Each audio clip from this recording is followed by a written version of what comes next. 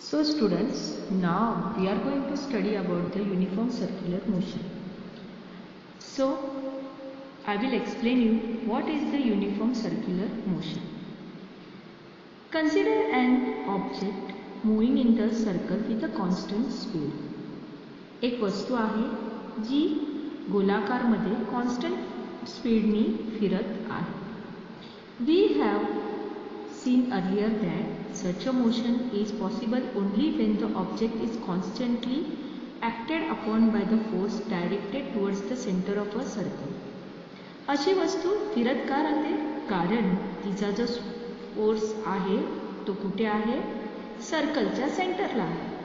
This force is called as a centripetal force. If m is the mass of the object, m जर ऑब्जेक्टचा मास आहे, v is its speed and r is the radius of a circle, then it can be shown that this force is equal to F is equal to m v square upon r, mass into speed square upon radius.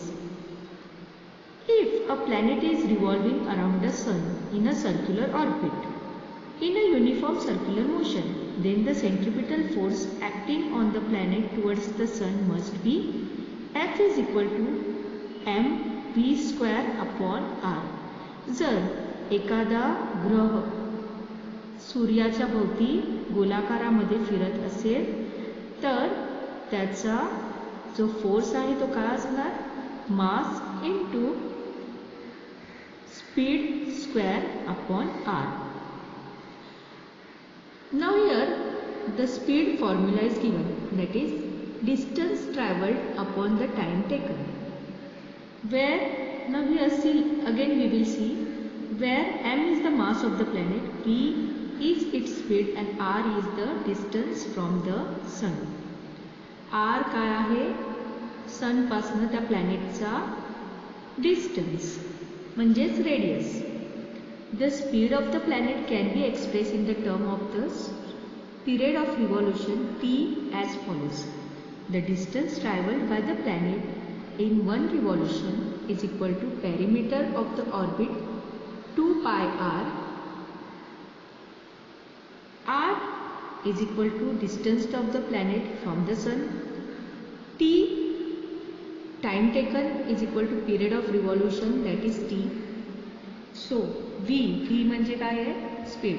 Speed is equal to distance travelled upon time taken, जो आपण formula वरती बघितला स्पीडचा formula, distance travel upon time taken is equal to distance travel काय आहे? 2 pi r upon time taken is t. So f is equal to, f's formula is already given, that is m v square upon r is equal to m. Now here we are going to put v square च्या जागेवर आपण v चा जे formula आहे मिळालेला, v चा formula काय आहे? 2 पाय r अपॉन t, तो आपण v च्या जागेवर घालणार आहोत. म्हणजेच m is equal to 2 pi r upon t square upon r जो ऑलरेडी आहे आपल्या इथे. मल्टिप्लाइंग दिस, दॅट इज 2 चा स्क्वेअर काय होणार? 4. m ऑलरेडी आहे इथे, m पाय स्क्वेअर r आणि जो खालती r आहे तो काय झाला आहे? कट झालेला आहे. त्यामुळे हा t चा स्क्वेअर वरती आपण घेतलेला आहे, that is t square. Multiplying and dividing by r square we get. ते मी तुम्हाला मगाशीच सांगितलं, r का कट झालेला आहे? कारण खालती जो r आहे आणि वरती जो r आहे ते दोन्ही r कट होऊन काय झालेले आहे? आपल्याला फक्त एकच r मिळालेला आहे. कारण वरती आपल्याला काय मिळणार होता? r स्क्वेअर, पण खालती पण एक r असल्यामुळे एक r कट झालेला आहे आणि त्यामुळे फक्त आपल्याकडे एक rच राहिलेला आहे. So f is equal to 4m pi square upon r square, that is r cube upon t square. According to the Kepler's third law, T square upon R cube is equal to K. केप्लरच्या third law प्रमाणे आपण बघितलेले आहेत केप्लरचे तिन्ही law. त्याचा third law आपण बघितला, त्याच्यामध्ये आपल्याला एक सूत्र मिळालेलं ते होतं T square upon R cube is equal to K. आपण हा आता जो T R square R cube upon T स्क्वेअरच्या ऐवजी आपण तिथे काय घालणार आहोत, के घालणार आहोत. मग आपण आपल्या फॉर्म्युलामध्ये हे सबस्टिट्यूट करूया. That is 4m r cube upon r square into k. But 4m r square upon k is constant. Thus, Newton concluded that the centripetal force, which is the force acting on the planet and is responsible for its circular motion, must be universal proportional to the square of the distance between the planet and the sun.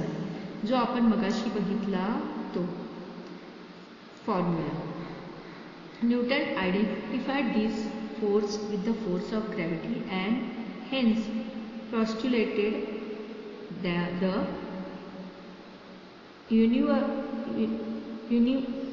inverse square law of gravitation.